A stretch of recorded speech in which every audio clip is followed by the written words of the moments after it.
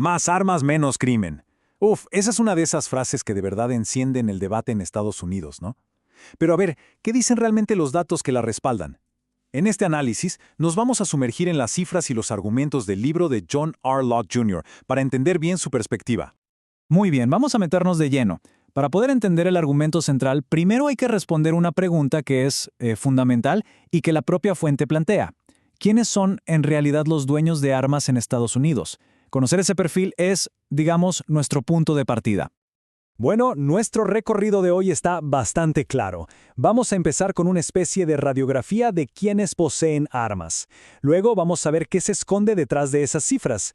De ahí pasamos a conectar a los dueños con las leyes. Y cerramos comparando las tasas de criminalidad.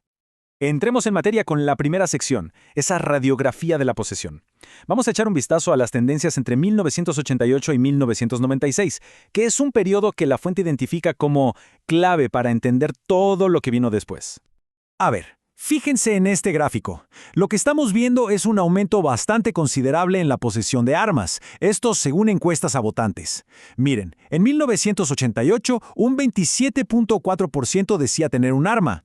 Pasan 8 años, llegamos a 1996 y la cifra salta a casi el 37%. Es un crecimiento muy significativo en menos de una década. Ahora, aquí viene lo interesante. ¿Quién impulsó este crecimiento? Porque aunque la posesión aumentó en general, el cambio más drástico, por decirlo así, fue entre las mujeres.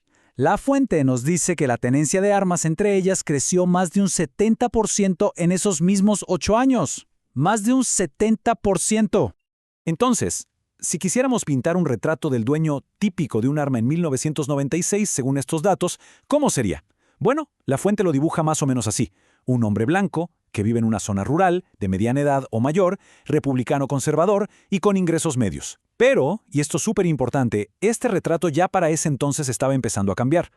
Y esto nos lleva directo a la historia oculta de los datos, porque, como el propio autor advierte, las cifras por sí solas nos pueden engañar. Para entender bien el panorama completo, es crucial, pero de verdad es crucial, analizar las limitaciones de estas encuestas. Y el autor es el primero que pone las cartas sobre la mesa.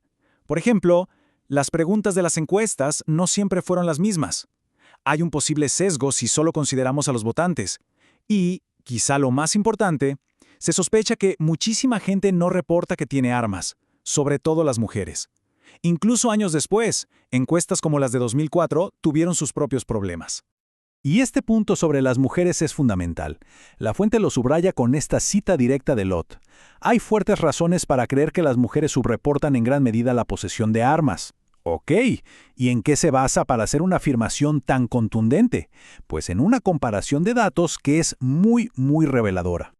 Y esta comparación lo deja clarísimo. Miren estos datos de 1988 de parejas casadas.